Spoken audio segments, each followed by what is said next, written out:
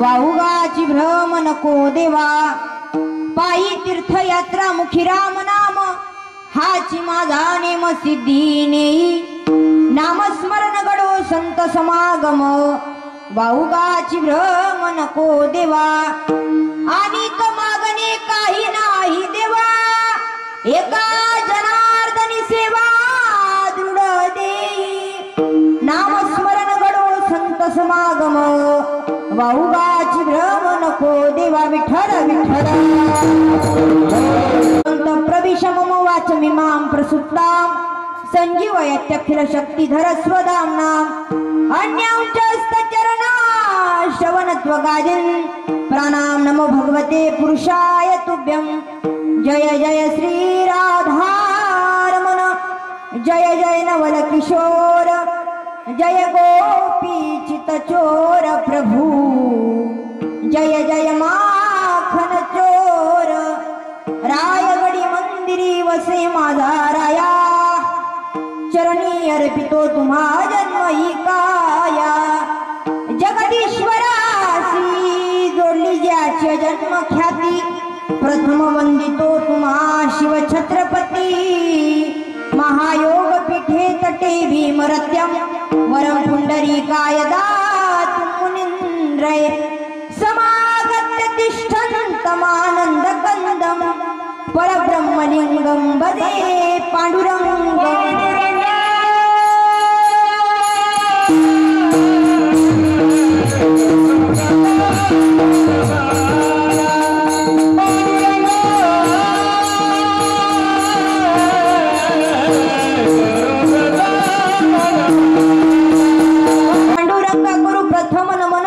दुसरे चरण संताच्या त्यांच्या कृपादाने कथेचा विस्तारू बाबाजी सद्गुरु दास तुका कलावन्य जीवोदरार्थावतारम कलांकांक तेजोदी कामोदी वक्त्रम खलानीशवादापनुदार दक्षम समाधीस्थ मूर्तिं भजे ज्ञानदेवम ओम नमो ज्ञानेश्वरा करुणाकरा दयाळा तुमचा अनुग्रह लादलो पावन झालो चराचरी मस्तक हे पायावर या वारकरी संतांच्या गुरुर ब्रह्मा गुरुर विष्णू गुरुर देव महेश्वरा गुरुर साक्षात परब्रह्म तस्मै श्री गुरुवे नमः। देवा माझे मन लागो तुझे चरणी संसार व्यसनी पडोने दी नामस्मरण घडो संत समागम वाहुगाची भ्रम नको देवा। प्रस्तुत प्राप्त प्रसंगी प्राप्त स्थळी प्राप्त वेळी कीर्तन रूपी सेवेकरता निवडलेला अभंग अखिल कोट ब्रह्मांड नायक भगवान पंढरशी पांडुरंग परमात्म्याचे लाडके आणि लढीवाड भक्त शांत, संत, श्रीमंत हे तीनही गुण ज्यांच्यामध्ये ओतप्रोत भरलेले आहेत असे असणारे पैठण निवासी शांती ब्रह्मश्री एकनाथ महाराज यांचा उत्कृष्ट असा 4 चरणाचा अभंग आज आपण तुम्हा आम्हा मायबापांच्या सेवेकरता निवडलेला आहे. विठ्ठल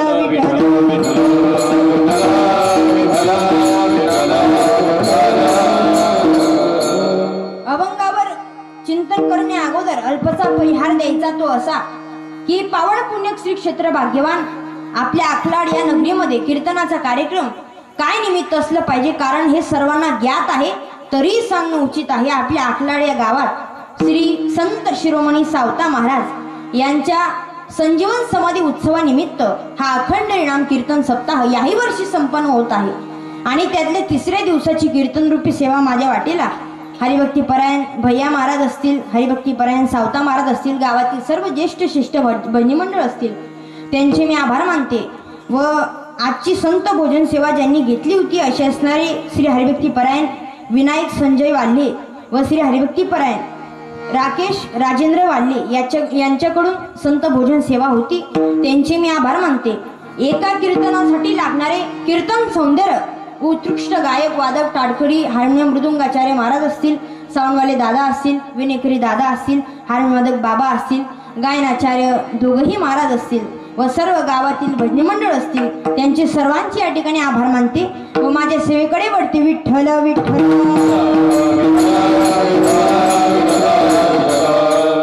आपला हा जो सप्ताह आहे तो संत शिरोमणी सावता महाराज यांच्या समाधी उत्सवानिमित्त हा सप्ताह या ठिकाणी संपन्न होत आहे.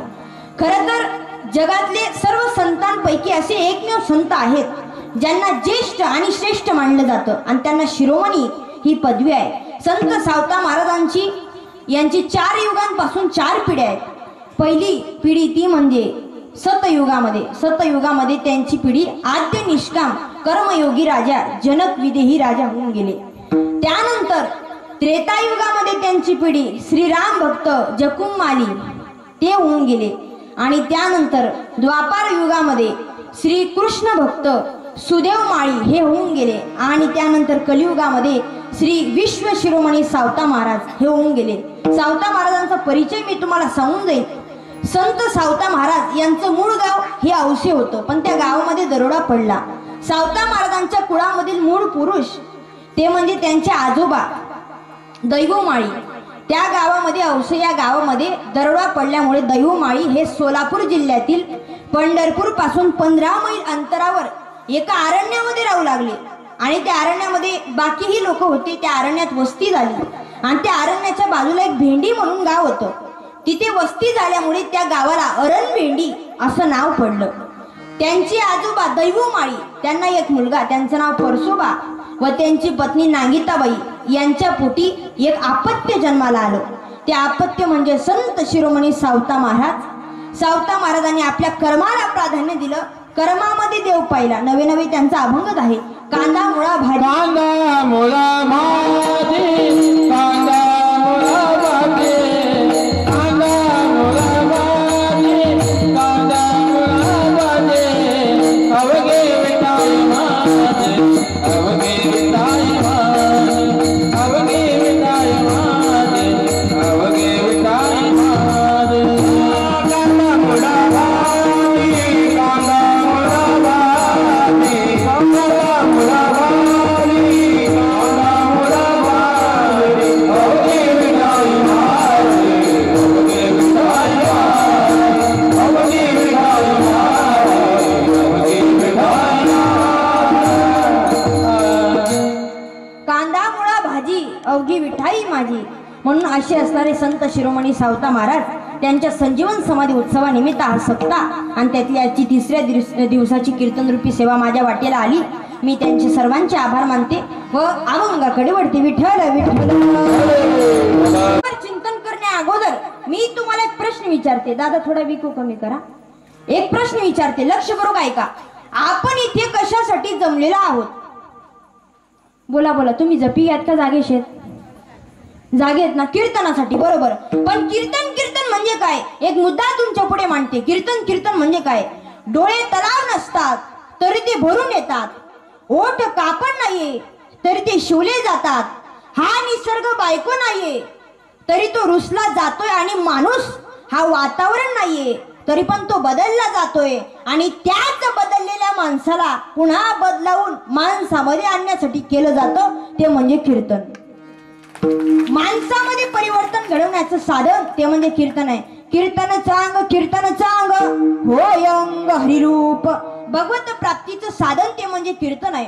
असं आपण ज्या महात्म्यांचा अभंगात आपण सेवेकरता निवडला त्या महात्म्यांचा अधिकार काही साधा आणि सोपा नाही. कारण की ते शांतही आहेत, संतही आहेत आणि श्रीमंतही आहेत. काही लोक श्रीमंत असतात पण ते शांत आणि संत नसतात. काही लोक संत असतात पण ते श्रीमंत आणि शांत नसतात. काही लोक शांत असतात पण ते संत आणि श्रीमंत नसतात. पण जे महात्म्य असे ते शांत, संत, श्रीमंत तिन्ही गुण आहेत. असे असणारे पैठण निवासी शांती ब्रह्मश्री एकनाथ महाराज त्यांचा अभंगात आपण सेवेकरता निवडला. विठ्ठल विठ्ठल. या अभंगाद्वारे नाथ बाबा भगवंताकडे परमार्थिक साधनेची मागणी मागतात की देवा माझं जे मन आहे ना ते तुझ्या चरणाकडे वळू दे. का? कारण की माझं मन हे संसाराच्या व्यसनात अडकून पडलंय देवा. म्हणून माझं मन हे तुझ्या चरणाकडे वळू दे असं या तूर्त भावार्थ सांगतात. विठ्ठल विठ्ठल. नाथ बाबा आपलं मन देवाच्या चरणाकडे वळवायला सांगतात. का? कारण की मन हे खूप चंचल आहे. किती चंचल आहे? चंचल ही मन कृष्ण प्रधानी बलमोम धुवम किंवा चंचल चपळ येता जाता न लगे वेळ. मन चंचल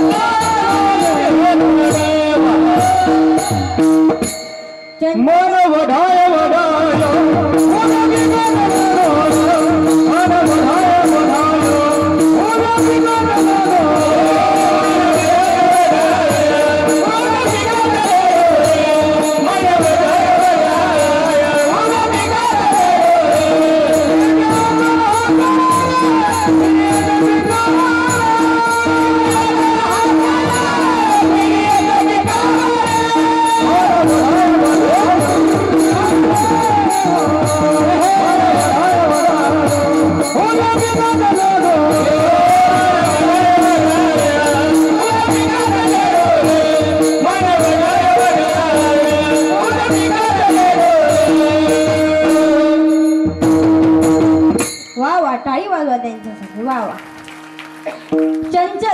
चंचल चपळ येता जाता न लगे वेळ. मन म्हणजे काय असं तुम्ही म्हणतात पण मनाची व्याख्या मी तुम्हाला सांगून जाईल. शास्त्रामध्ये मनाची व्याख्या आली आहे. आपलं एवढं मोठं शरीर आहे त्या शरीरामध्ये एक वस्तू आहे त्याचं नाव आहे अंतःकरण. आणि त्या अंतःकरणाचे 4 चतुर भाग पडतात आणि त्या 4 भागांना नावं दिलीत मन, बुद्धी, चित्त आणि अहंकार.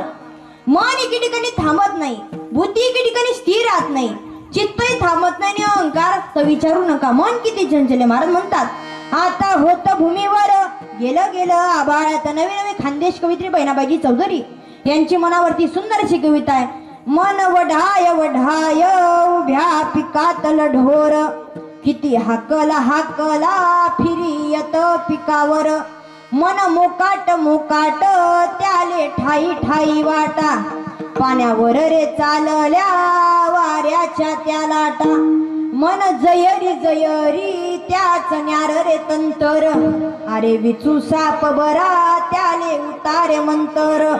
मन केवड केवड जसा खाकसाचा दाना मन एवढ एवढ त्यात भाय मायना. बघा पूर्वीच्या कविता किती सुंदर अशा कविता होत्या, म्हणायला पण गोड वाटत होत्या, ऐकायला पण गोड वाटत होत्या आणि अर्थ देखील चांगला निघत होता. पण आताच्या कविता म्हणायला पण गोड वाटत नाही, ऐकायला पण गोड वाटत नाही आणि अर्थ सुद्धा चांगला निघत नाही. बघा ते इंग्लिश मध्ये पोरं येतात, ते म्हणतात ती कविता जॉनी जॉनी. तुमची पाठ नाही का? बोला मग, जोरात बोला, घाबरू नका. Johnny Johnny, yes papa. Eating sugar, no papa. Telling lie, no papa. Open your mouth, हे हे हे. ही काही कविता झाली का? म्हणायला पण गोड वाटत नाही, ऐकायला पण गोड वाटत नाही आणि अर्थ तर विचारू नका. बरं या कवितेचा मराठीमध्ये अर्थ काय निघतो बरं? जॉनी जॉनी काय पप्पा, साखर खाली नाही पप्पा, खोटं बोलतो नाही पप्पा, उघडतो हे हे हे. काय महाराष्ट्र इंग्लिश मीडियम स्कूल निघाल्या, अरे जो सालदारकी भरतो त्याचा मुलगा सुद्धा त्या इंग्लिश मीडियम स्कूल मध्ये जातो.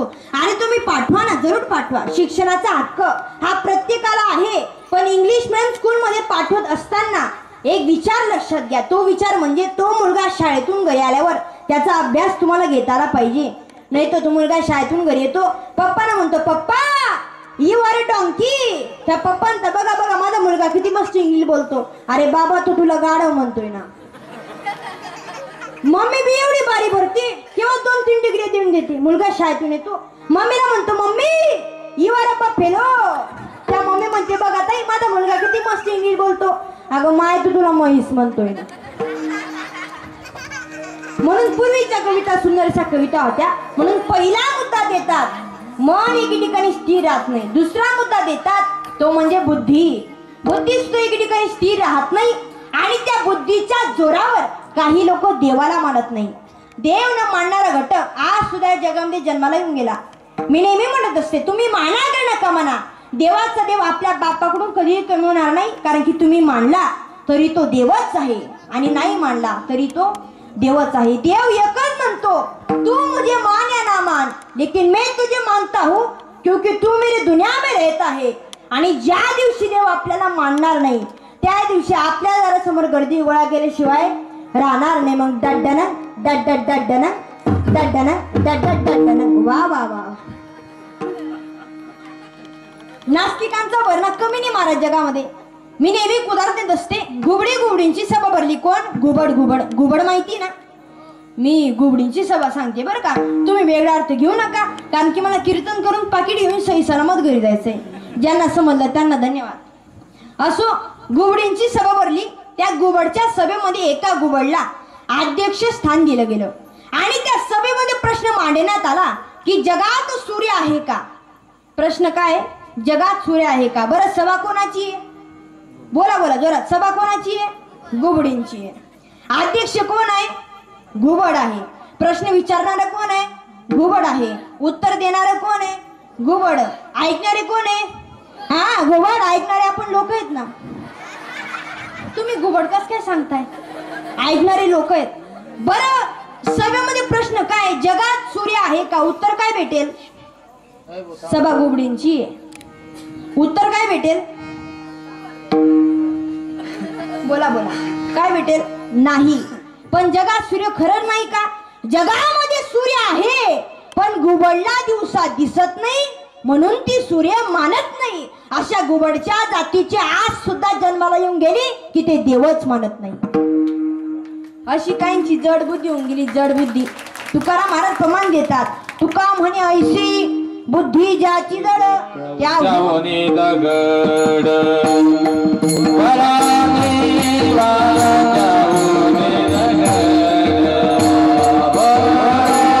तुकाराम महाराज म्हणतात की काही एवढे जड बुद्धीचे त्यांच्यापेक्षा दगड बरे.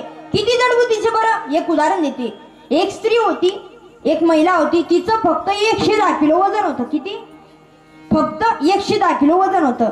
मग ती डॉक्टरांकडे गेली. डॉक्टरने म्हणले डॉक्टर माझं वजन जरा लईच वाढलंय, कमी करायचंय. डॉक्टर म्हणले बसा मावशी मी तुम्हाला औषध देतो.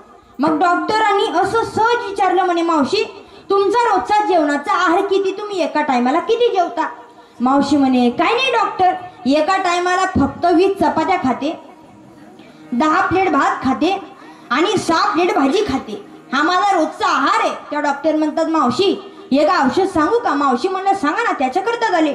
डॉक्टर म्हणतात मावशी तुम्ही 20 चपात्या खाण्यापेक्षा 10 चपात्या खा, 10 प्लेट भात खाण्यापेक्षा 5 प्लेट भात खा आणि 6 प्लेट भाजी खाण्यापेक्षा 3 प्लेट भाजी खा. हेच तुमचं औषध आहे. त्या मावशी म्हणते, डॉक्टर हे औषध जेवणाच्या अगोदर घेऊ का जेवणाच्या नंतर घेऊ? मग म्हणजे बघा इतके जडबुद्धीचे पण काही एवढे बुद्धिवान. त्याचं एकमेव उदाहरण म्हणजे पहिला म्हणजे बिरबल आणि दुसरा म्हणजे कालिदास. किती बुद्धिवान होते. बिरबलाचा प्रसंग सांगते. संध्याकाळची वेळ होती. बिरबल हा संध्या करायला बसला होता.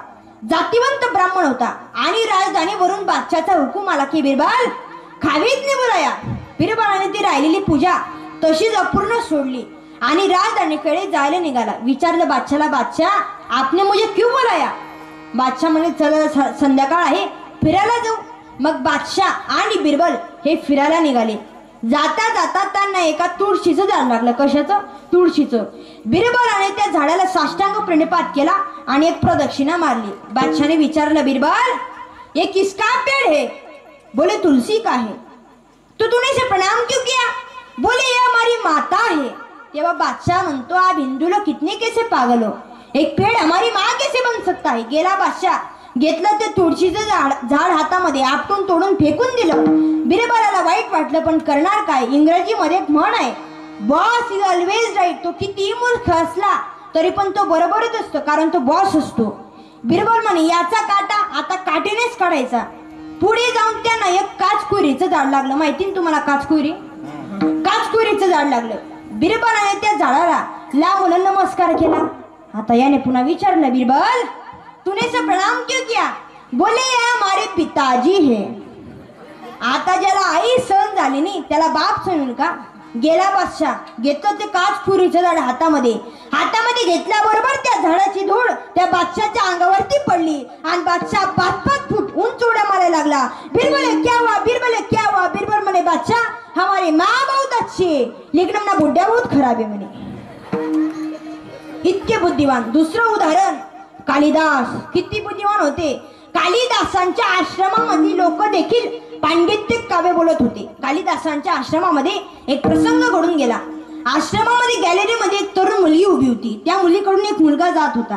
ती मुलगी दिसायला सुंदर होती. त्या मुलाचं लक्ष त्या मुलीकडे गेलं. त्याच्यामुळे तो मुलगा तिच्याकडे पाहतच राहिला. त्या मुलीला वाईट वाटलं. तो मुलगा तिथून जावा याकरता त्या मुलीने त्या मुलाला पांडित्य काव्यामध्ये उत्तर दिलं. ती काय म्हणली लक्षरो ऐका बरं का.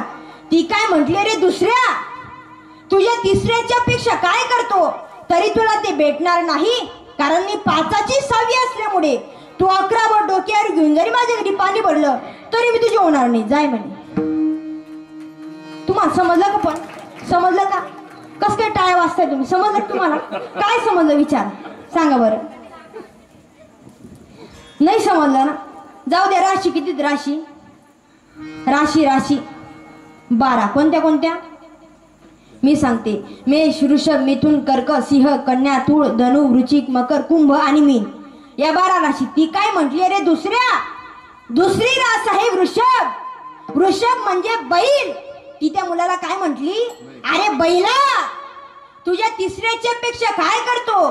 तिसरी रास आहे मिथुन म्हणजे विषयिक सुख. अरे बैला तुझ्या विषयिक सुखाची अपेक्षा काय करतो तरी तुला ते भेटणार नाही कारण मी 5ची 6वी असल्यामुळे 5वी रास आहे सिंह, 6वी रास आहे कन्या. मी सिंहाची मुलगी असल्यामुळे तू 11 वर डोक्यावर घेऊन जरी माझ्या घरी पाणी भरलं. 11वी रास आहे कुंभ म्हणजे गडा म्हणजे हांडा डोक्यावर घेऊन जरी माझ्या घरी पाणी भरलं तरी मी तुझे होणार नाही. जाय म्हणे.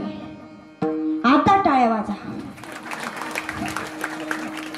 एवढे बुद्धिवान लोक होऊन गेले पण काही लई जड बुद्धीचे. म्हणून महाराज म्हणतात, तुका म्हणे ऐशी बुद्धी ज्याची जड त्याहून दगड बरे देवा. दुसरा मुद्दा देतात, बुद्धी एके ठिकाणी स्थिर राहत नाही. तिसरा मुद्दा देतात तो म्हणजे चित्त सुद्धा एके ठिकाणी स्थिर राहत नाही आणि परमार्थामध्ये ही चित्ताची गरज असते. संसारात वित्त, शरीरात पित्त आणि परमार्थामध्ये चित्त या 3 गोष्टी फार महत्वाच्या आहेत. आणि जर परमार्थामध्ये तुमचं चित्त नसेल तर एके ठिकाणी महाराज म्हणतात, त्रिवेणी संगमी नाना तीर्थे भ्रमी चित्त नाही नानी तर्के व्यर्थ. चित्त एका ठिकाणी स्थिर राहत नाही. माझे चित्त तुझे पायी राहो ऐसे करी काही धरण्याबाई बवा तारी दातार. आणि मग बुद्धीच्या बाबतीत जरी राहे बुद्धी याचे पायी. आता मन ही पाय दौडालं बुद्धी पायजवळ आली, चित्त देखील पायजवळ आलं. मग अहंकार हा नष्ट होतो. मनात महाराज म्हणतात, देवा माझं मन हे तुझ्या चरणाकडे वळू दे. हे महाराज मंगाच्या देवा माझे मन लाभो तुझे चरणी, देवा माझे मन लाभो तुझे चरणी, देवा माझे मन लाभो तुझे चरणी,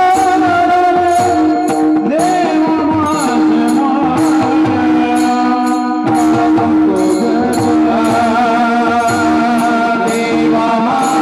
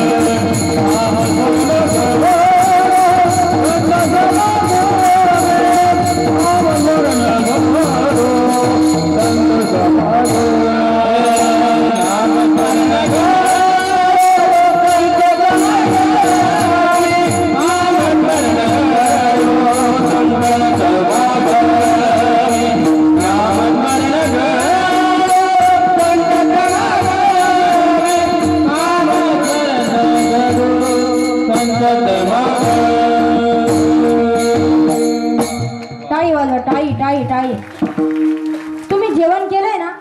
मागच्या महिना म्हणतो टाळ्या वाजवत नाही. वाजवा सर्वांनी जोरात.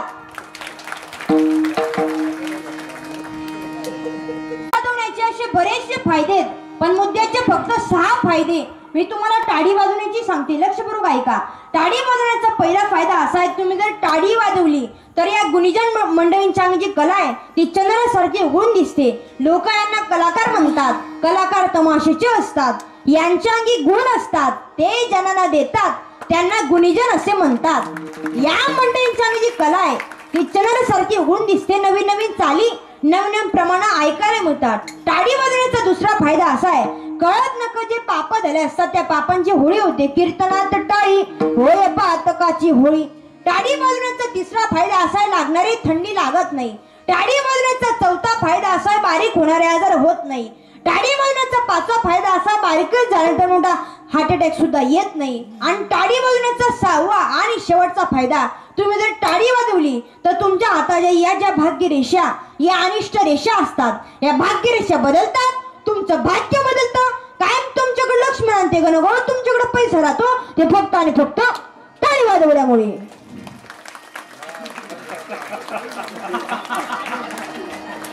कितला मतलबीपणा आहे बरं.